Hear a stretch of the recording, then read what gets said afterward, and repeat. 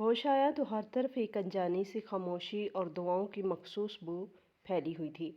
मेरी आंखें धुंधला रही थी, लेकिन सफ़ेद छत और दीवारें बता रही थी कि मैं अस्पताल में हूँ।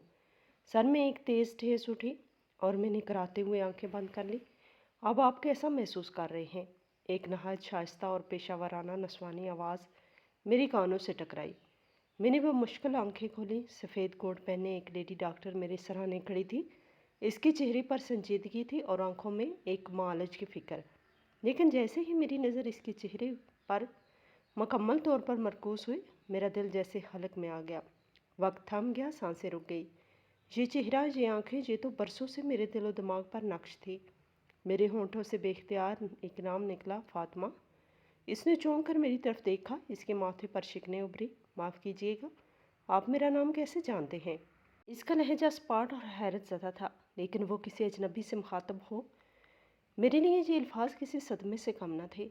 लेकिन ये सब समझने के लिए हमें माजी के इन औराक को पलटना होगा जहाँ से इस कहानी का आगाज़ हुआ था। मेरा नाम अवैस है और मेरे तल्लक एक मतवस्त तबके से के घराने से है। हम गांव में रहते थे। अब्बा एक स्कूल में मास्टर थे और उन्होंने हमें, यानी मुझे और मेरी दो बड़ी बहनों को, बड़े प्यार से पाला था। मेरे चचा शुरू से ही अपने शहर में मुकीम थे, क्योंकि उन्होंने अपनी पसंद से एक शहरी लड़की से शादी कर ली थी जो हमारे घर वालों को कबूल न थी। इस शादी के बाद चचा ने गांव का रुख कभी न किया, ना ही अब्बा और दादी से मिलने आए। फिर एक दिन न जाने कहाँ से दादी की शदीद बीमारी की खबर इन तक पहुंची और वो तनहा गाँव चले आए। मगर किस्मत को कुछ और ही मंजूर था। इसी दिन दादी का इंतकाल हो गया। चचा कुछ कहे बगैर वापस शहर लौट गए। इसके बाद बस कभी कभार अब्बा से फ़ोन पर बात हो जाती। कई माह गुजर गए। फिर एक दिन शहर से वो खबर आई जिसने हमारे घर की बुनियादें हिला दी। एक्सीडेंट में चचा और चची दोनों का इंतकाल हो गया। अब्बा सदमे की हालत में शहर के लिए रवाना हुए। वहाँ जाकर मालूम हुआ कि चचा की एक बेटी भी है, फातिमा, जिसका ज़हनी तवाज़न ठीक नहीं। वो एक कोने में खामोशी से बैठी थी और कभी कभी बच्चों जैसी अजीब हरकतें करने लगती। चचा चची के कफन दफन के बाद अब्बा की नज़र अपनी यतीम भतीजी पर पड़ी तो इनके दिल तरस से भर गया।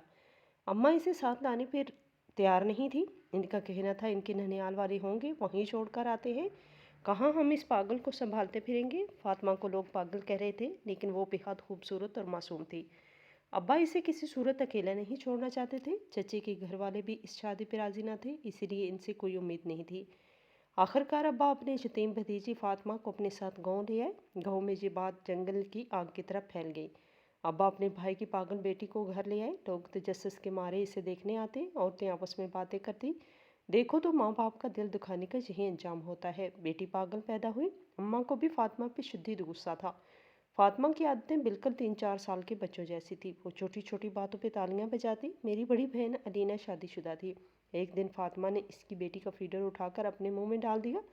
इस बात पर आपा ने इसे इतनी बेदर्दी से मारा कि वो सहम कर कोने में दबक कर बैठ गई। अब्बा घर पर नहीं थे। आपा चीख रही थी, न जाने कहाँ से ये मुसीबत उठा लाए हैं।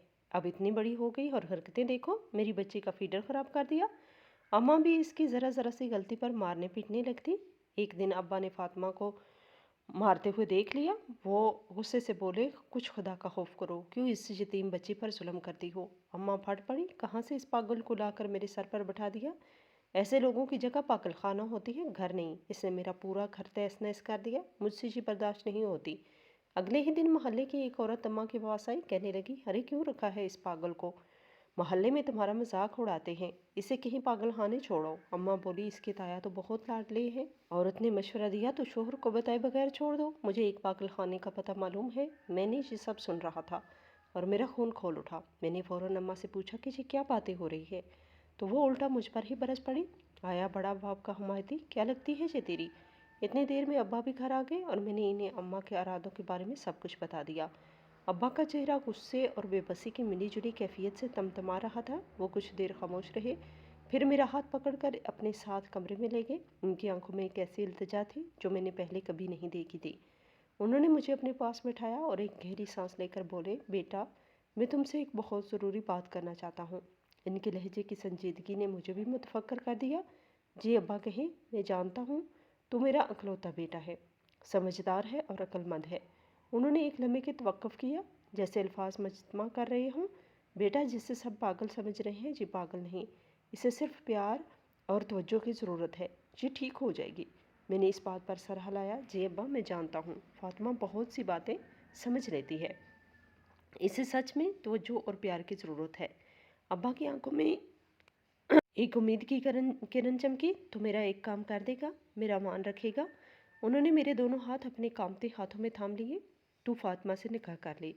یہ الفاظ نہیں تھے، میرے سر پر گرا ایک بم تھا۔ ایک لمحے کے لیے کمرے میں مکمل سناٹا چھا گیا۔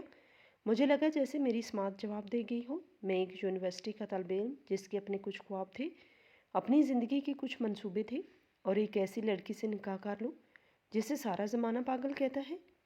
ابا جی، آپ کیا کہہ رہے ہیں؟ میری آواز بمشکل نکلی۔ میں ٹھیک کہہ رہا ہوں بیٹا۔ ان کے لہجے میں بے بسی نمایاں تھی۔ اس کے علاوہ کوئی اور راستہ نہیں۔ تمہاری ماں اسے پاگل خانے بھیج کر ہی دم لے گی۔ میں اپنے بھائی کی امانت میں خیانت نہیں کر سکتا۔ اگر تم اسے اپنی حفاظت میں لے لو گے تو کوئی اس کی طرف میلی آنکھ سے دیکھنے کی جرات بھی نہیں کرے گا۔ وہ اس گھر میں عزت سے رہ سکے گی۔ میں خاموش ہو گیا۔ میرے ذہن میں ایک طوفان برپا تھا۔ ایک طرف ابا کی مجبور صورت، ان کے بندھے ہوئے ہاتھ، اور دوسری طرف فاطمہ کا وہ معصوم چہرہ جو ہر ظلم سہ کر کونے میں دبک جاتا تھا۔ مجھے وہ منظر یاد آیا جب محلے کے بچے اسے پتھر مار رہے تھے اور وہ تکلیف سے رونے کی بجائے انہیں حیرت سے دیکھ رہی تھی، جیسے اسے سمجھ ہی نہ آ رہا ہو کہ اس کے ساتھ ایسا کیوں ہو رہا ہے۔ پھر آپا کا اسے بے دردی سے مارنا یاد آیا۔ میرا دل کٹ کر رہ گیا۔ لیکن دوسری طرف میرا مستقبل تھا، میرے دوست، میری یونیورسٹی، میرا کیریئر۔ لوگ کیا کہیں گے؟ میں ایک پاگل لڑکی کے ساتھ اپنی پوری زندگی کیسے گزاروں گا؟ میں کوئی جواب دیے بغیر اٹھا اور کمرے سے باہر چلا گیا۔ ابا نے مجھے روکا نہیں، لیکن ان کی آنکھوں میں جو مایوسی تھی وہ مجھ سے دیکھی نہیں جا رہی تھی۔ رات بھر مجھے نیند نہیں آئی۔ میں اپنے کمرے میں ٹہلتا رہا۔ جب بھی آنکھیں بند کرتا، فاطمہ کا مسکراتا، تالیاں بجاتا چہرہ سامنے آ جاتا۔ وہ پاگل نہیں تھی، وہ صرف ایک بچی تھی جو ایک بڑے جسم میں قید تھی، جس کا ذہن اپنے ماں باپ کی موت کے صدمے میں کہیں ٹھہر گیا تھا۔ میں نے سوچا اگر میں نے انکار کر دیا تو اماں اسے سچ میں پاگل خانے بھجوا دیں گی۔ وہاں اس کے ساتھ کیا سلوک ہوگا؟ یہ سوچ کر ہی میری روح کانپ گئی۔ کیا میں ساری زندگی اس بوجھ کے ساتھ جی پاؤں گا کہ میں ایک معصوم کو بچا سکتا تھا اور میں نے نہیں بچایا؟ شاید یہی میری زندگی کا سب سے بڑا امتحان تھا۔ آخرکار بہت سوچ بچار کے بعد میں نے ایک فیصلہ کیا، ایک ایسا فیصلہ جو میری زندگی کو ہمیشہ کے لیے بدلنے والا تھا۔ اگلی صبح میں سیدھا ابا کے کمرے میں گیا۔ اماں بھی وہیں بیٹھی تھی۔ میں نے ابا کی طرف دیکھا اور پرسکون لہجے میں کہا، ابا، میں فاطمہ سے نکاح کے لیے تیار ہوں۔ یہ سننا تھا کہ اماں اپنی جگہ سے اچھل پڑی۔ اویس جی، تو کیا کہہ رہا ہے؟ مجھے لگتا ہے تیرا دماغ بھی خراب ہو گیا۔ تو اس پاگل سے شادی کرے گا؟ میرا اکلوتا بیٹا ہے، میں تیری زندگی برباد نہیں ہونے دوں گی۔ میں کبھی بھی اس پاگل فاطمہ سے تیری شادی نہیں ہونے دوں گی۔ وہ چیخ رہی تھی اور ان کے چہرہ غصے سے لال تھا۔ اس سے پہلے کہ ابا کچھ کہتے میں بول پڑا، اماں، یہ میری زندگی ہے اور یہ میرا فیصلہ ہے۔ مجھ پر کسی قسم کی کوئی زبردستی نہیں، اور میں نے کہہ دیا کہ میں فاطمہ سے نکاح کروں گا تو کروں گا۔ میرے لہجے میں اتنی مضبوطی تھی کہ اماں ایک پل کے لیے ساکت رہ گئی، لیکن وہ ہار ماننے والوں میں سے نہیں تھی۔ انہوں نے فوراً فون اٹھایا اور میری دونوں بہنوں کو بلا لیا۔ اگلے ہی دن دونوں بہنیں آ پہنچی اور آتے ہی مجھ سے لڑنا شروع کر دیا۔ پاگل ہو گیا ہے تو اویس؟ ہم نے تیری شادی کے کتنے ارمان سجائے تھے اور تو اس پاگل سے شادی کر کے اپنی زندگی خراب کرنے جا رہا ہے۔ میں نے ان کی طرف دیکھا اور سکون سے جواب دیا، آپا، جس زندگی کو آپ خراب ہونا کہہ رہی ہیں، ہو سکتا ہے میری زندگی کی سب سے بڑی نیکی بن جائے۔ میں نے فیصلہ کر لیا ہے، اب میں پیچھے نہیں ہٹوں گا۔ میری ضد اور ابا کی خاموش حمایت دیکھ کر سب بے بس ہو گئے۔ ابا اس کام میں مزید تاخیر نہیں کرنا چاہتے تھے۔ انہیں ڈر تھا کہ اماں کوئی نیا منصوبہ نہ بنا لیں۔ انہوں نے فوراً محلے کی امام مسجد اور 2-4 معزز مہمانوں کو بلا کر اسی دن سادگی سے نکاح کی تیاری شروع کر دی۔ فاطمہ کو ان سب باتوں سے کوئی غرض نہ تھی۔ اسے جب سرخ جوڑا پہنایا گیا تو وہ خوشی سے تالیاں بجانے لگیں۔ وہ پورے گھر میں بھاگتی پھر رہی تھی، کبھی میرے سامنے آ کر کہتی، اویس بھائی میرے دلہا ہے، تم میرے دلہا ہو نا، میں تمہاری دلہن ہوں۔ اس کی معصوم باتوں پر وہاں بیٹھے لوگ ایک دوسرے کو دیکھ کر میں نے خیز انداز میں مسکرا رہے تھے۔ کوئی کہہ رہا تھا، لڑکا تو سمجھدار لگتا ہے، پتہ نہیں کس لالچ میں آ کر اس پاگل سے نکاح کر رہا ہے۔ لیکن اس وقت مجھے لوگوں کی باتوں کی ذرا پرواہ بھی نہیں تھی۔ میرا نکاح پڑھایا جا رہا تھا اور میری کانوں میں صرف قاضی صاحب کے الفاظ گونج رہے تھے۔ جب میں نے قبول ہے کہا تو ایک لمحے کے لیے میری نظر فاطمہ پر پڑی۔ وہ تالیاں بجا کر ہنس رہی تھی۔ اس کی ہنسی میں دنیا جہاں کی معصومیت تھی۔ میں نے دل ہی دل میں اللہ سے دعا کی کہ ہے اللہ، میں نے یہ فیصلہ सिर्फ तेरी रज़ा और इस मासूम की हिफाजत के लिए किया है। मुझे इस पर साबित कदम रखना और मेरे इस फैसले को मेरे और इसके हक़ में बेहतरीन कर दे। निकाह हो चुका था। फ़ातिमा अब कानूनी और शरई तौर पर मेरी बीवी थी। निकाह के बाद जब मैं फ़ातिमा को लेकर अपने कमरे में दाखिल हुआ तो वो किसी नई दुनिया में आ गई हो। इसकी आंखों में बच्चों जैसी हैरत और खुशी थी। इसने पूरे कमरे का जायज़ा लिया, कभी दीवार पर लगी मेरी तस्वीर को छूती, कभी मेज़ पर पड़ी किताबों को उलट पुलट कर देखती। फिर इसकी नज़र अब बिस्तर पर पड़ी और वो खुशी से तालियां बजाते हुए बोली, वाह, मैं अवैस भाई के कमरे में रहूँगी। अब मैं यहीं रहूँगी ना। इसकी मासूमियत मेरे लबों पर बेख्तियार मुस्कुराहट आ गई। मैंने इस बात में सर हिला दिया। वो उछल कर बेड पर बैठ गई और नरम गद्दे को हाथों से दबाकर हंसने लगी। फिर अचानक इसका चेहरा बुझ सा गया। इसने मेरी तरफ देखा। इसकी आवाज़ में खौफ का अंसर था। मैं दूसरे कमरे में सोती थी तो बीना आप ही मुझसे बहुत मारती थी। रात को मुझे प्यास लगती थी, पानी मांगती थी तो वो मुझे मारना शुरू हो जाती थी। इसने मेरी आंखों में देखते हुए पूछा, आप मुझे मारेंगे नहीं ना? इसके सवाल ने मेरे दिल को चीर के रख दिया। मैंने आगे बढ़कर इसके सर पर बहुत शफकत से हाथ रखा और नफ़ी में सर हिला दिया। मेरी इत्मीनान पर वो ऐसे खुश हुई जैसे इसे दुनिया की सबसे बड़ी नेमत मिल गई हो। वो तालियां बजाने लगी और बोली, सच्ची आप बहुत अच्छे हैं। मैं तो बेड पर सो जाऊँ? हाँ, तुम यहीं पर सो जाओ, मैंने कहा। इस वक्त इसका मासूम चेहरा मुझे बेहद प्यारा लग रहा था। लोग इसे पागल कहते थे, लेकिन इसकी मासूमियत, इसके दिल की खूबसूरती कोई नहीं देखता था। आज जो मैं देख रहा था वो एक मजलूम और बेपनाह मोहब्बत की मुस्तहिक लड़की थी, जिसे दुनिया ने सिर्फ ठुकराया था।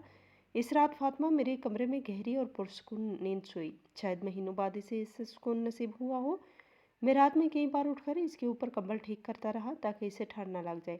इसकी जिम्मेदारी का एहसास मेरे वजूद का हिस्सा बन चुका था। अगली सुबह से ही घर में एक नई जंग का आगाज़ हो गया। अम्मा मुझसे बात नहीं कर रही थी और नाश्ते की मेज़ पर उन्होंने फातिमा को मुकम्मल तौर पर नज़रअंदाज कर दिया, जैसे वो वहाँ मौजूद ही ना हो। जब मैंने फातिमा के लिए प्लेट आगे बढ़ाई तो अम्मा गुस्से से बड़बड़ाई, अब इस पागल के काम में तुझे ही करने पड़ेंगे।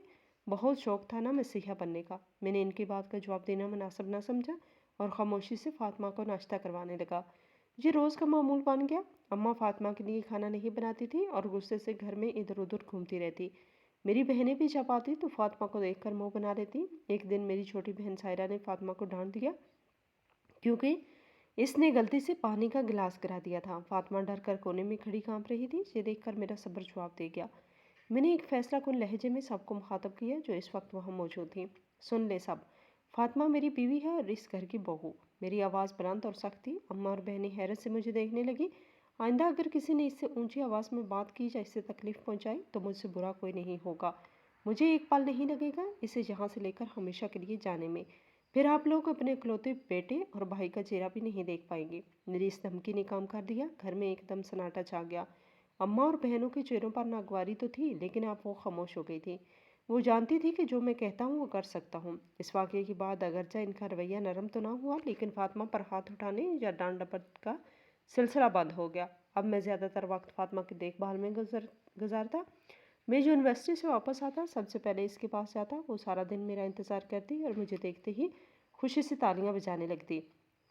चूँकि अम्मा ने इसका खाना नहीं बनाती थी, मैं खुद किचन में जाकर इसके लिए कुछ ना कुछ बना लेता। मुझे खाना बनाना नहीं आता था। कभी रोटी जला देता, कभी सालन में नमक तेज़ हो जाता, लेकिन मैं कोशिश करता रहा। न्याज के करीब बैठकर छोटे छोटे लुक़मे बनाकर इसके मुंह में डालता तो वो खुशी से हंसती और कहती, आप बहुत अच्छे हैं। एक दिन मैंने इसे खाना खिला रहा था। मैंने बहुत प्यार से इसे कहा, फातिमा एक बात कहूँ, मानोगी? वो बड़ी मासूमियत से बोली, जी मैं आपकी हर बात मानूंगी। आप बहुत अच्छे हैं। आप और अलीना भी गंदी हैं, वो मुझे मारती हैं। ताई भी गंदी हैं, वो मुझे बहुत मारती हैं। मैं मुस्कुराया और बोला, ठीक है, तो आज के बाद मुझे भाई मत कहना। वो हैरत से मेरी तरफ देखने लगी और हंसते हुए, फिर आपको क्या कहूँ? मैंने इसकी आंखों में देखते हुए कहा, तो मुझे सिर्फ अवैस कहा करो। तुम्हारी मेरे साथ शादी हुई है ना? जिसके साथ शादी होती है इसे भाई नहीं कहते। मेरी बात पूरी तरह इसकी समझ में ना आई, लेकिन इसने खुशी से तालियां बजाना शुरू कर दी। ठीक है, मैं आपकी दुल्हन हूँ, मैं आपको भाई नहीं कहूँगी अवैस। इसने मेरा नाम लिया और खिलखिलाकर हंस पड़ी। अब मैं आपके साथ रहूँगी। आप मुझे हर रोज़ खाना खिलाना और ताईजान को ना बताना। वो मुझे खाना नहीं देती, वो गंदी है। अब कोई तुम्हारे साथ ऐसा नहीं करेगा। मैंने इसके हाथ पे अपने हाथ रखते हुए वादा किया। अब हर रोज़ मैं खुद खाना खिलाऊँगा। इसकी हंसी और मेरा सुकून इस घर की सर्द जंग में हमारा एक छोटा सा जजीरा था, जहाँ सिर्फ मोहब्बत और मासूमियत का राज था। वक्त पार लगा कर उड़ता रहा। मेरी यूनिवर्सिटी की डिग्री मुकम्मल होने के चंद माह ही बाकी रह गए थे। इस अरसे में फातिमा मेरी ज़िंदगी का एक अटूट हिस्सा बन चुकी थी। घर में अम्मा और बहनों की सर्दमौरी अब भी कायम थी, लेकिन मेरे खौफ से वो फातिमा को कुछ कहने से गुरेज करती थी। हमारा कमरा हमारी अपनी एक अलग ही दुनिया थी, जहाँ बाहर की तलखियों का गुजर नहीं था। वो मेरी यूनिवर्सिटी से आने का इंतज़ार करती और जैसे ही दरवाजे से दाखिल होता वो दौड़ कर आती और बच्चों की तरह मेरा बैग पकड़ लेती। इसकी ये छोटी छोटी हरकतें मेरे दिल में इसके लिए मोहब्बत को और गहरा करती जा रही थी। वो अब मुझे अवैस कहकर पकारती थी और मैं इसके मुंह से अपना नाम सुनना मुझे दुनिया का सबसे खूबसूरत एहसास लगता था। मेरा सबसे बड़ा ख्वाब फातिमा का इलाज करवाना था। मैं चाहता था वो इस ज़हनी कैफियत से बाहर आए और एक नॉर्मल ज़िंदगी गुजारे, लेकिन मैं बेबस था। अब्बा की तनख्वाह तो सारी अम्मा के पास जाती थी और मुझे सिर्फ मेरे जेब खर्च के पैसे मिलते थे, जिनसे गुजारा तो हो जाता था, लेकिन इलाज करवाना नामुमकिन था। मेरी सारी उम्मीदें अपनी नौकरी से वाबस्ता थी। मैं दिन रात एक करके पढ़ाई कर रहा था ताकि जल्द अज जल्द डिग्री मुकम्मल करके एक अच्छी नौकरी हासिल कर सकूं और फातिमा को शहर के सबसे अच्छे डॉक्टर को दिखा सकूं। आखिरकार वो दिन आ ही गया जब मेरी डिग्री मुकम्मल हुई और चंद हफ्तों की तलाश के बाद मुझे शहर की एक अच्छी कंपनी में नौकरी मिल गई। जिस दिन मुझे अपॉइंटमेंट लेटर मिला, मेरी खुशी का कोई ठिकाना ना था। मैं घर आकर सबसे पहले ये खबर फातिमा को सुनाई। वो तो इस बात का मतलब भी ठीक से नहीं समझती थी, लेकिन मेरी खुशी देखकर वो भी खुशी से तालियां बजाने लगी। इस रात मैंने सोते हुए फातिमा के चेहरे को देखते हुए खुद से ऐद किया, बस फातिमा, थोड़े दिन और, जैसे ही मेरी पहली तनख्वाह आएगी हम सबसे अच्छे डॉक्टर के पास जाएंगे। तुम बिल्कुल ठीक हो जाओगी। अभी नौकरी लगे 1 महीना ही हुआ था और पहली तनख्वाह मिलने में कुछ दिन बाकी थे। मैं अपने ज़ाती खर्चात में से भी कुछ पैसे बचा रहा था ताकि फातिमा के लिए कोई तोहफ़ा ले सकूं। एक शाम मैंने इसे अपने हाथों से खाना खिला रहा था। वो बहुत खुशगवार मूड में थी। अचानक वो मुझे देखकर हंसी और मासूमियत से बोली, अवैस, आप बहुत अच्छे हैं। मुझे गुड़िया ला कर दोगे? मुझे एक बहुत प्यारी सी गुड़िया चाहिए। इसकी इस फरमाइश पर मैं मुस्करा दिया। इसकी ख्वाहिशें मट्टी की तरह छोटी छोटी और मासूम थी। मैंने इसके दोनों हाथ अपने हाथों में थामे और प्यार से बोला, तुम्हें गुड़िया चाहिए ना? मैं तुम्हें आज ही ये गुड़िया लेकर दूंगा। मेरे जेब खर्च में से बचे हुए चंद 100 रुपये मेरे पास थे। मैंने सोचा कि इसकी इतनी सी ख्वाहिश तो मैं पूरी कर ही सकता हूँ। मेरा दिल चाहता था कि मैं इसकी हर छोटी से छोटी खुशी को पूरा कर सकूँ। सच्ची, इसकी आंखें खुशी से चमक उठी। मजी, मैंने इसकी नकल उतारते हुए कहा और हम दोनों हंस पड़े। मैंने इसे तैयार किया और अपने साथ बाजार ले जाने के लिए घर से निकला। अम्मा ने मुझे इसे साथ लेकर जाते देखा तो मुंह बनाकर दूसरी तरफ मुड़ गई, लेकिन मैंने इनकी परवाह ना की। फातिमा का हाथ मजबूती से थामे मैं इसे बाजार की तरफ ले कर चला गया। वो रास्ते में हर चीज़ को बड़ी हैरत और खुशी से देख रही थी। बाजार में बहुत रश था। इसे खिलौनों की दुकान पर ले गया। रंग बिरंगी गुड़ियों को देखकर इसकी आंखें हैरत से फैल गई। वो किसी एक गुड़िया पर उंगली रखकर खुशी से चीखती, फिर दूसरी की तरफ इशारा करती। आखिरकार इसने सुर्ख फ्राक वाली गुड़िया पसंद की। मैंने दुकानदार से इसका रेट पूछा। कीमत मेरी जेब में मौजूद रकम से थोड़ी ज़्यादा थी। मैं दुकानदार से भाव करने लगा और इसी दौरान चंद लम्हों के लिए मेरा ध्यान और गिरफ्त फातिमा के हाथ से हट गई। ठीक है भाई साहब, ये आखिरी कीमत है, दुकानदार ने कहा। जब मैंने जेब से पैसे निकालने के लिए पलटा ही था कि कीमत तय करके गुड़िया खरीद लूँ। गुड़िया हाथ में पकड़कर मैं खामोशी से वापस मुड़ा। फातिमा, ये देखो तुम्हारी। मेरे अल्फाज मेरे हलक में ही दम तोड़ गए। जिस जगह वो खड़ी थी वो जगह खाली थी। एक ही लम्हे के लिए मेरा दिल जैसे धड़कना भूल गया। फातिमा, मैंने आस्था से पुकारा, ये सोच कर कि शायद वो दुकान में ही कहीं इधर उधर होगी। मैंने दुकान के अंदर देखा, बाहर देखा, वो कहीं नहीं थी। अब मेरे दिल में खौफनाक सी सर्द लहर दौड़ गई। फातिमा, मैंने ऊंची आवाज़ में पुकारा और दुकान से बाहर भागा। मेरी नज़रें पागलों की तरह भीड़ में इसे तलाश कर रही थी। सुर्ख लिबास पहने वो भीड़ में अलग ही नज़र आ जानी चाहिए थी, लेकिन वो कहीं नहीं थी। फातिमा, फातिमा, मैं चीखता हुआ इधर से उधर भाग रहा था। लोग मुझे अजीब नज़रों से देख रहे थे। हर आने जाने वाले से पूछ रहा था, भाई साहब, आपने एक लड़की को देखा है सुर्ख कपड़ों में? ज़हनी तवाज़न ठीक नहीं इसका। लेकिन सब नफ़ी में सर हिला देते। एक आदमी ने कहा कि इस तरफ को गई है। मैं इस तरफ भागा, गलियों में, बाजार के कोनों में इसे ढूंढा, लेकिन वो कहीं ना मिली। वक्त गुजरता जा रहा था और मेरा खौफ एक नाकाबिले बर्दाश्त अजियत में बदल रहा था। वो बहुत मासूम थी, दुनिया की ऊंच नीच से नावाकिफ़ है। कहीं इसके साथ कुछ बुरा ना हो जाए, ये सोचकर मेरे दिमाग में हथौड़े की तरह लग रही थी। मैं पूरे बाजार में पागलों की तरह भागता, हाथ में वो सुर्ख फ्राक वाली गुड़िया पकड़े जो मुझे दुनिया की सबसे मनहूस चीज़ लग रही थी। मेरी दुनिया, मेरी जिम्मेदारी, मेरी मासूम फातिमा भीड़ भरे बाजार में कहीं खो गई थी। وقت جیسے تھم سا گیا۔ بازار کا شور، لوگوں کی آوازیں، گاڑیوں کی ہارن، سب کچھ میرے لیے بے معنی ہو چکا تھا۔ میں تھک ہار کر ایک جگہ بیٹھ گیا، آنکھوں سے آنسو رواں تھے۔ ابا کو کیا جواب دوں گا؟ وہ کیا سوچیں گے کہ میں ان کی امانت کی حفاظت نہ کر سکا؟ لیکن سب سے بڑھ کر مجھے یہ فکر کھائی جا رہی تھی کہ وہ معصوم سی جان اس ظالم دنیا میں تنہا کیا کر رہی ہوگی، کس حال میں ہوگی۔ یہ سوچ ہی میری روح کو زخمی کرنے کے لیے کافی تھی۔ آخر کار کانپتے ہاتھوں سے میں نے فون نکالا اور ابا کو کال کی۔ میری آواز گلے میں ہی گھٹ رہی تھی۔ ہیلو، ابا کی آواز آئی۔ ابا، وہ فاطمہ۔ میں صرف اتنا ہی کہہ سکا اور پھوٹ پھوٹ کر رو پڑا۔ کیا ہوا ویس، خیریت تو ہے؟ فاطمہ کو کیا ہوا؟ ابا کی آواز میں شدید پریشانی تھی۔ ابا، وہ بازار میں کہیں کھو گئی ہے، مجھے نہیں مل رہی۔ میں نے ہر جگہ ڈھونڈا۔ فون کی دوسری طرف ایک لمحے کے لیے خاموشی چھا گئی۔ پھر ابا کی تھکی ہوئی آواز آئی، تم وہیں رکو، میں ابھی پہنچتا ہوں۔ کچھ ہی دیر میں ابا وہاں پہنچ گئے۔ ان کا چہرہ زرد پڑا ہوا تھا، لیکن انہوں نے مجھے تسلی دی، حوصلہ رکھو بیٹا، مل جائے گی، اللہ خیر کرے گا۔ اس رات ہم دونوں نے مل کر شہر کی گلیاں چھان ماری، لیکن فاطمہ کا کوئی سراغ نہ ملا۔ آخر کار ہم قریبی تھانے میں اس کی گمشدگی کی رپورٹ درج کروانے گئے۔ وہاں بیٹھا منشی ہمیں ایسے دیکھ رہا تھا جیسے ہم کوئی تماشا کرنے آئے ہوں۔ کیا نام ہے لڑکی کا؟ فاطمہ، عمر 18 سال۔ تصویر ہے کوئی؟ میں نے نفی میں سر ہلایا۔ میرے پاس اس کی کوئی تصویر نہیں دی۔ مجھے اس لمحے خود سے شدید نفرت محسوس ہوئی۔ حلیہ کیسے دیکھتی ہے؟ میں نے اس کا حلیہ بتایا۔ گورا رنگ، بڑی بڑی آنکھیں، سرخ کپڑے پہنے ہوئے تھے۔ منشی نے رجسٹر میں کچھ رکھتے ہوئے بے پرواہی سے پوچھا، دماغی حالت کیسی تھی؟ کسی کے ساتھ بھاگ تو نہیں گئی؟ اس کا آخری سوال میرے سینے میں تیر کی طرح لگا۔ نہیں، میں غصے سے چیخا۔ اس کا ذہنی توازن ٹھیک نہیں تھا۔ وہ بچوں جیسی تھی، وہ کہیں نہیں بھاگ سکتی۔ ابا نے میرا کندھا دبا کر مجھے پرسکون کیا۔ ہم نے رپورٹ لکھوائی اور مرے ہوئے بوجھل دل کے ساتھ گھر واپس آ گئے۔ گھر پہنچے تو اماں جاگ رہی تھی۔ ہمیں خالی ہاتھ دے کر ان کے چہرے پر جو اطمینان کی ہلکی سی جھلک آئی وہ مجھ سے چھپی نہ رہ سکی۔ آگے مل گئی تمہاری وہ پاگل؟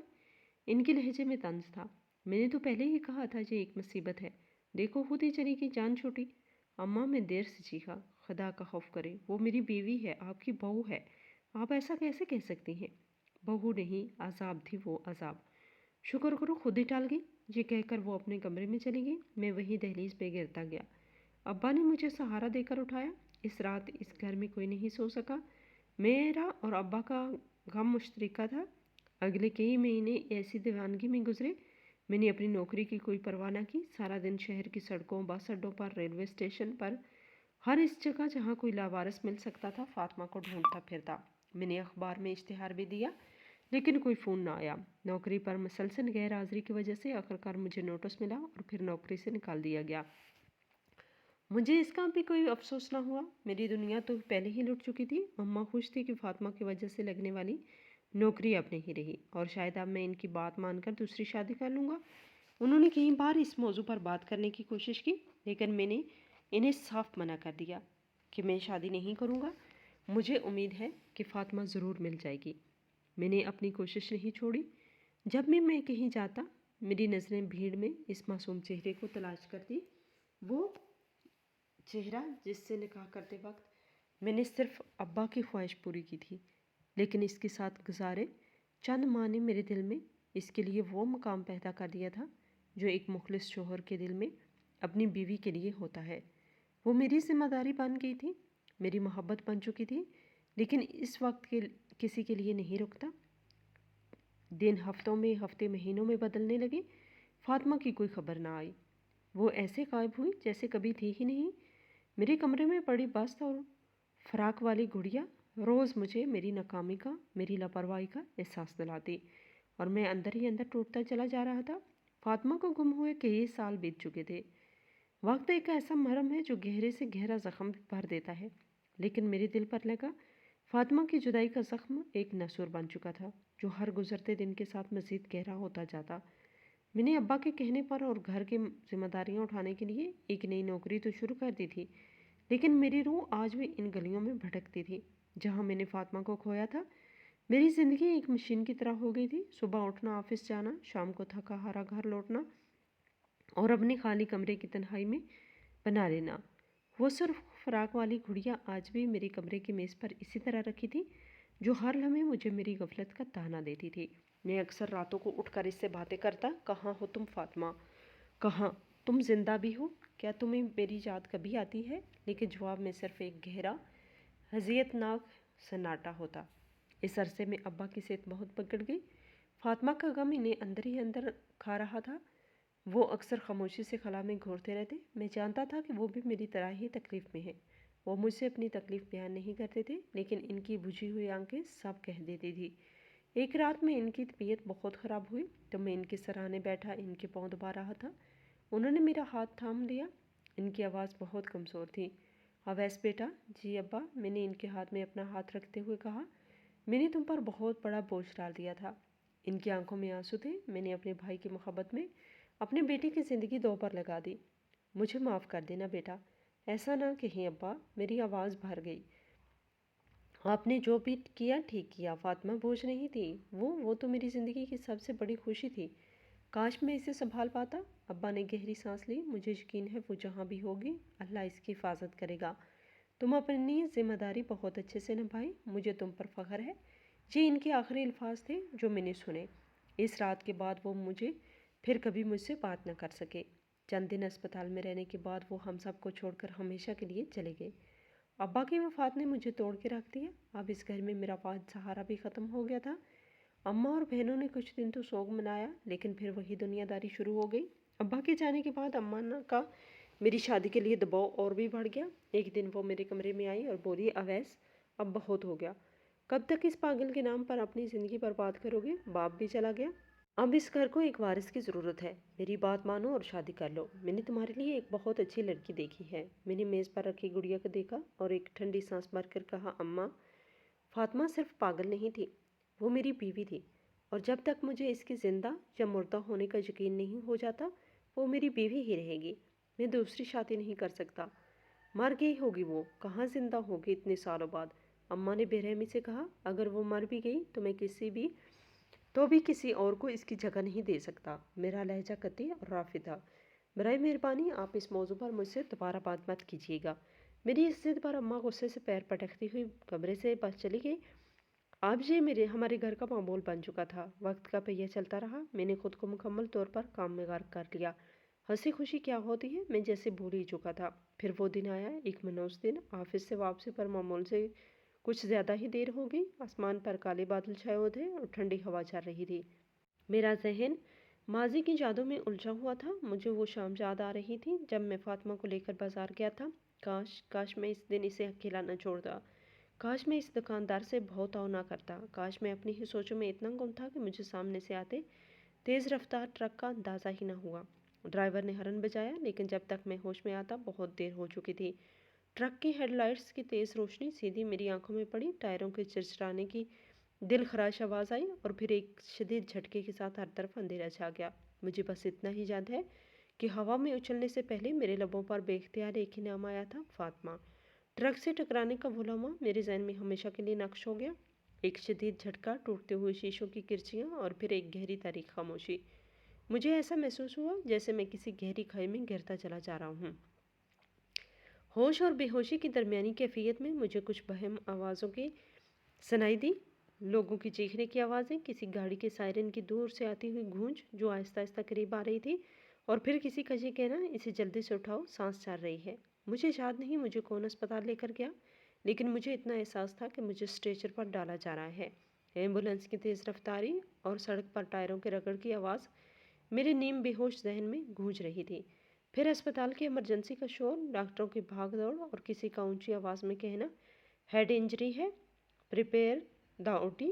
اس کے بعد درد کی شدید لہر میرے سر میں اٹھی اور میں مکمل طور پر بے ہوش ہو گیا۔ نہ جانے کتنا وقت گزرا۔ جب میری آنکھ کھلی، ہر طرف ایک انجانی سی خاموشی اور دعاؤں کی مخصوص بو پھیلی ہوئی تھی۔ میری آنکھیں دھندلا رہی تھیں، لیکن سفید چھت اور ہلکے نیلے رنگ کی دیواریں بتا رہی تھیں کہ میں اسپتال کے کسی کمرے میں ہوں۔ میرے سر پر پٹی بندھی تھی اور اس میں ہلکی سی ٹھیس اٹھ رہی تھی۔ میری کانوں میں ایک مشین کی دھیمی مستقل بیپ کی آواز آ رہی تھی۔ میں نے ہمت کر کے گردن موڑنے کی کوشش کی، لیکن جسم میں شدید درد کی لہر دوڑ گئی۔ میں نے دوبارہ آنکھیں بند کر لی۔ میں کہاں ہوں؟ میرے ساتھ کیا ہوا تھا؟ ایکسیڈنٹ کے دھندلے مناظر ایک ایک کر کے میرے ذہن میں ابھرنے لگے۔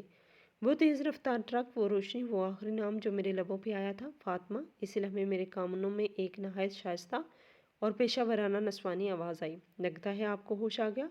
आवाज़ इतनी पुरस्कून और मानूस सी लगी, मैंने चौंक कर आंखें खोली। मेरी नज़रें अभी भी धुंधली थी, लेकिन मुझे अपने बिस्तर के पास एक सफ़ेद हवेला खड़ा दिखाई दिया। अब आप कैसा महसूस कर रहे हैं? इसने दोबारा पूछा। इसकी आवाज़ में एक मालच की फ़िक्र और नरमी थी। मैंने आंखें झपक कर अपनी बिनाई साफ़ करने की कोशिश की। धुंध आहिस्ता आहिस्ता छट रही थी। वो सफ़ेद हवाला वाज़ा हो रहा था। सफ़ेद कोट पहने, घर डाले बालों को सफाई से जोड़े में बांधे लेडी डॉक्टर मेरे सराहने खड़े थे। हाथ में क्लिप बोर्ड थामे मेरी रिपोर्ट्स देख रही थी। इसके चेहरे पर संजीदगी वाज़िया थी। वो कुछ लिखने के लिए झुकी और फिर इसने मेरी तरफ देखने के लिए चेहरा ऊपर उठाया, और बस जैसे ही मेरी नज़र इसके चेहरे पर मुकम्मल तौर पर मरकूज़ हुई, मेरा दिल जैसे हलक में आ गया।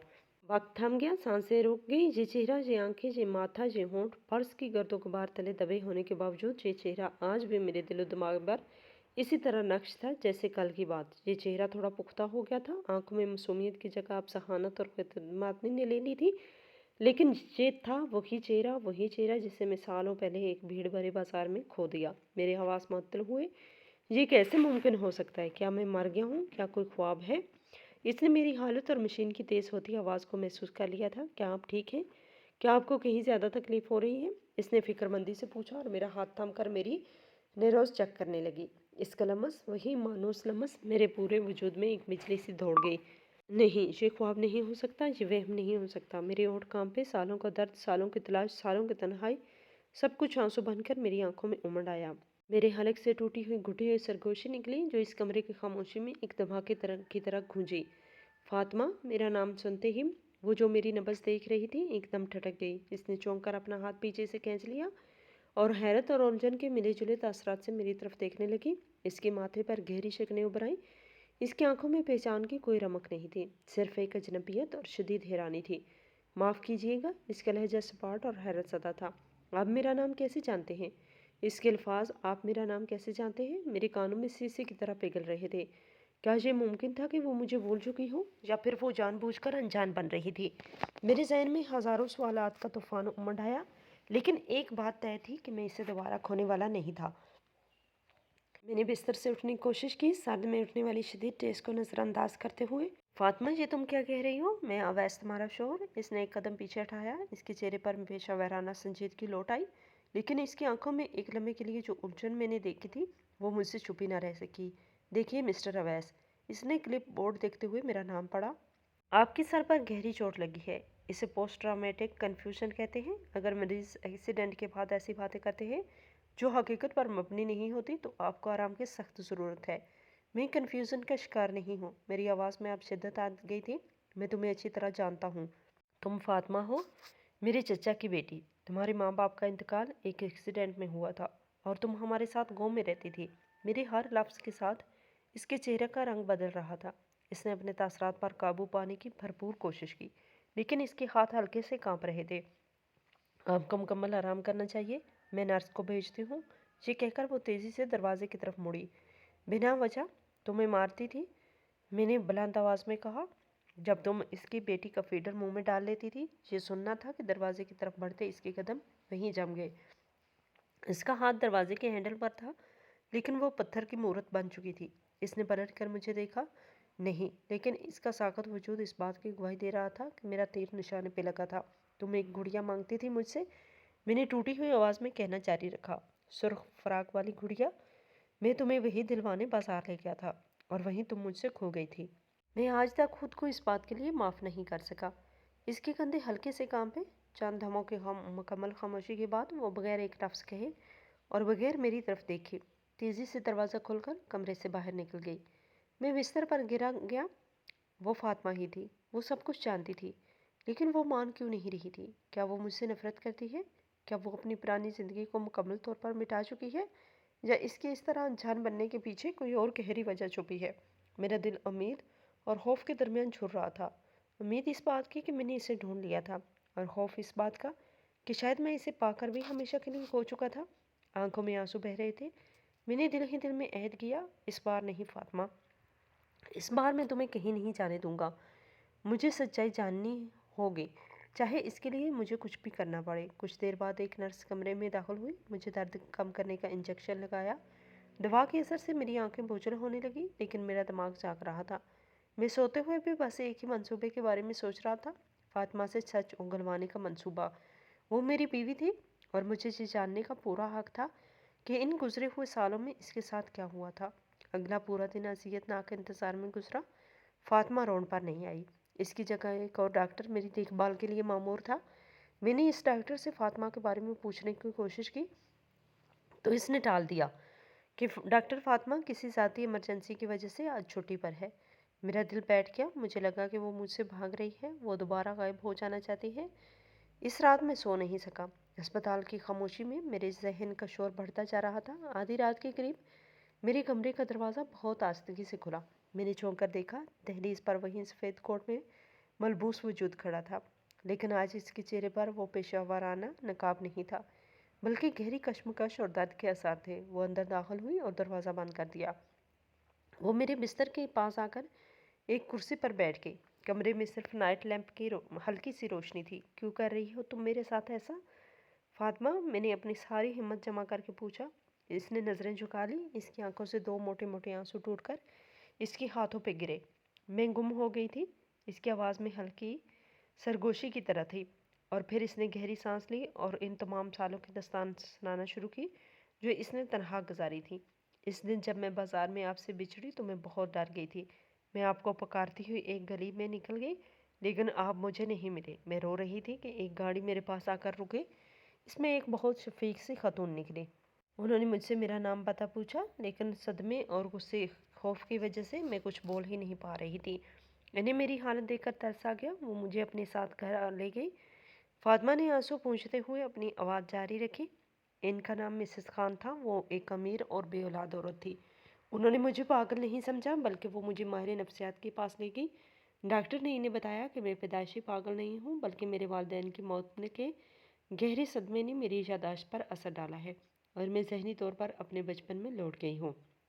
उन्होंने मेरा इलाज शुरू करवा दिया, दवाएं, थेरापी और सबसे बढ़कर मिसेस खान का प्यार और शफकत। आहिस्ता आहिस्ता मेरी यादाश्त वापस आने लगी। मुझे सब कुछ याद आने लगा, अपने मामा पापा, मैं, हमारा घर और फिर गांव की ज़िंदगी, ताई जान की मारपीट और आपकी मेहरबानी भी। मुझे याद आ गया कि मेरा आपसे निकाह हुआ था, तो फिर तुम वापस क्यों नहीं आई? मैंने तड़प कर पूछा। तुम जानती नहीं हो मैंने तुम्हें कितना ढूंढा।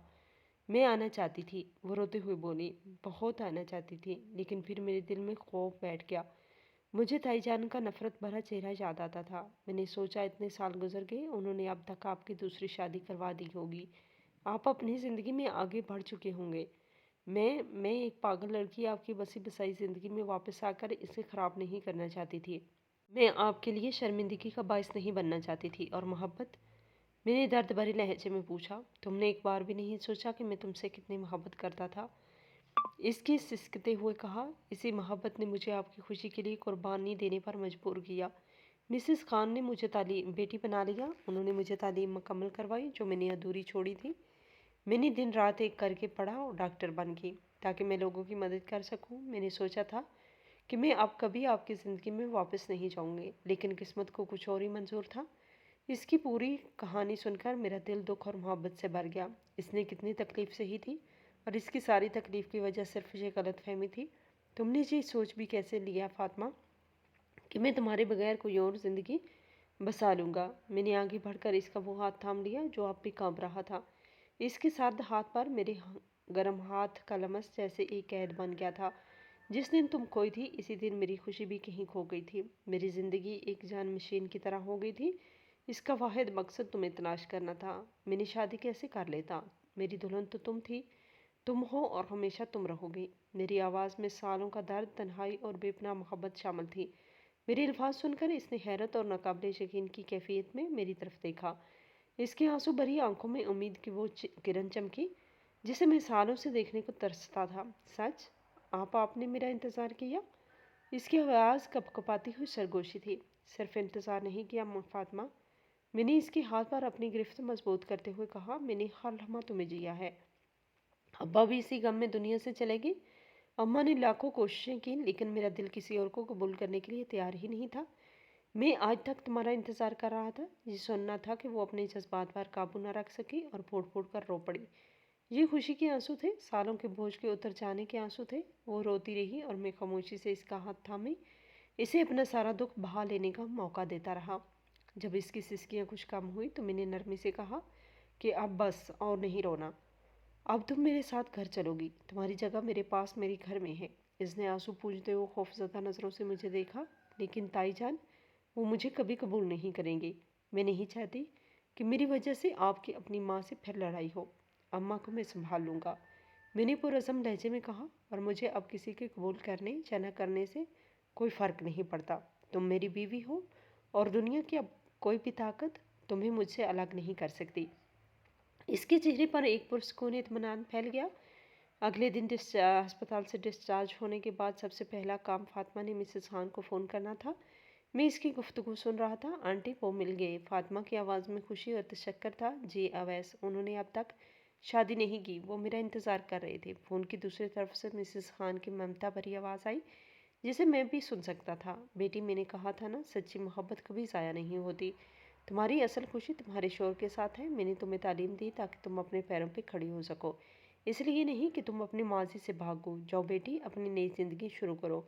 میری دعائیں ہمیشہ تمہارے ساتھ ہیں۔ اس کال کے بعد فاطمہ کا رہا سہا خوف بھی ختم ہو گیا۔ ہم اسپتال سے نکلے۔ گاڑی میں گھر کی طرف جاتے ہوئے ایک عجیب سی خاموشی تھی۔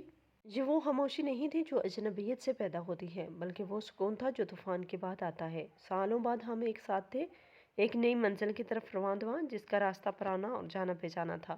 گھر پہنچ کر میرا دل زور زور سے دھڑک رہا تھا۔ میں نے فاطمہ کا ہاتھ تھاما اور دونوں نے ایک ساتھ گھر میں قدم صحن میں رکھا۔ اماں صحن میں چارپائی پر بیٹھی تسبیح پڑھ رہی تھی۔ ہمیں ایک ساتھ داخل ہوتے دیکھ کر وہ اٹھ کھڑی ہوئی۔ ان کی نظریں پہلے مجھ پر پڑیں اور پھر میرے ساتھ کھڑی ایک پراعتماد اور باوقار لڑکی پر۔ ان کے ماتھے پر بل پڑ گئے۔ اویس، یہ کون ہے جسے منہ اٹھا کر گھر میں لے آئے ہو؟ ان کے لہجے میں وہی پرانی تلخی اور شک تھا۔ اس سے پہلے کہ کچھ کہتا، فاطمہ نے میرا ہاتھ چھوڑا اور 2 قدم آگے بڑھی۔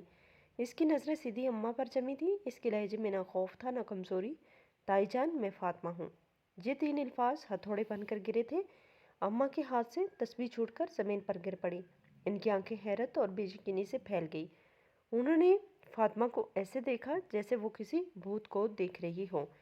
وہ اوپر سے نیچے تک تکتے رہی۔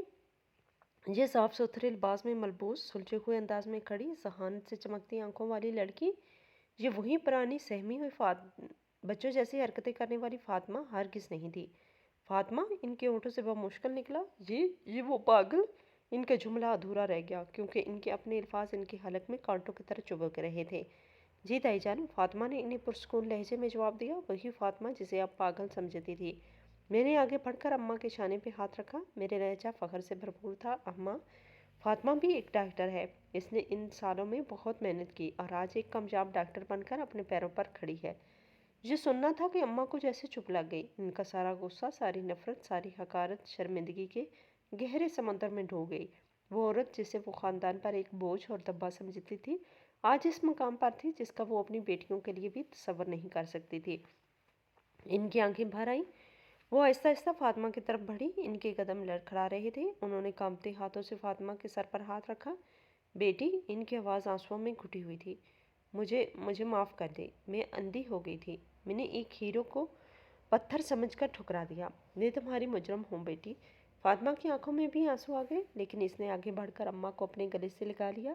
ماضی کو بھول جائیں تائی جان، آپ میری ماں جیسی ہیں، بس آپ مجھے بیٹی سمجھ کر قبول کر لیں۔ اس نے ہمارے گھر کی دیواروں میں قید سالوں کی نفرت پگھل کر آنسوؤں میں بہہ گئی۔ جب ماحول کچھ پرسکون ہوا تو میں فاطمہ کو اپنے کمرے میں لے آیا۔ کمرے میں داخل ہوتے ہی اس کی نظر سیدھی میز پر پڑی، اس چیز پر پڑی جو سالوں سے اس کی منتظر تھی، وہ سرخ فراق والی گڑیا۔ وہ خاموشی سے اس طرف بڑھی اور کانپتے ہاتھوں سے اٹھا لیا۔ اس نے گڑیا کو اپنے سینے سے ایسے لگایا جیسے کوئی ماں اپنے بچھڑے ہوئے بچے کو لگاتی ہے۔ تم نے اسے اب تک سنبھال کر رکھا؟ اس نے میری طرف نم آنکھوں سے دیکھا۔ میں اس کے پیچھے جا کر کھڑا ہو گیا۔ یہ صرف گڑیا نہیں تھی فاطمہ، میں نے اس کے کان میں سرگوشی کی تھی۔ یہ میری امید تھی، میرا یقین تھا کہ میری فاطمہ ایک دن ضرور لوٹ کے آئے گی۔ اس نے پلٹ کر مجھے دیکھا۔ اس کی آنکھوں میں بے پناہ محبت اور تشکر تھا۔ ہمارا بچھڑا ہوا ماضی ہمارے خوبصورت مستقبل سے مل گیا، اور وہ گڑیا اب ہماری ادھوری کہانی نہیں بلکہ ہماری نئی زندگی کی شروعات تھی، سب سے پہلی اور خوبصورت نشانی۔ اس کہانی سے ہم نے یہی سیکھا کہ جسے ہم کمزور یا پاگل سمجھ کر ٹھکرا دیتے ہیں، ممکن ہے وہ محبت اور توجہ پا کر ہم سب سے آگے نکل جائے۔ ذہنی صدمے کا علاج نفرت اور غصے سے نہیں بلکہ ہمدردی اور یقین سے ہوتا ہے۔ سچی محبت اور صبر ہر زخم بھرنے کی طاقت رکھتے ہیں۔ ناظرین، آپ کو ہماری آج کی یہ کہانی کیسی لگی؟ کمنٹ باکس میں اپنی رائے کا اظہار ضرور کریں، اور مزید اس طرح کی ویڈیو سننے کے لیے ہمارے چینل کو سبسکرائب کریں۔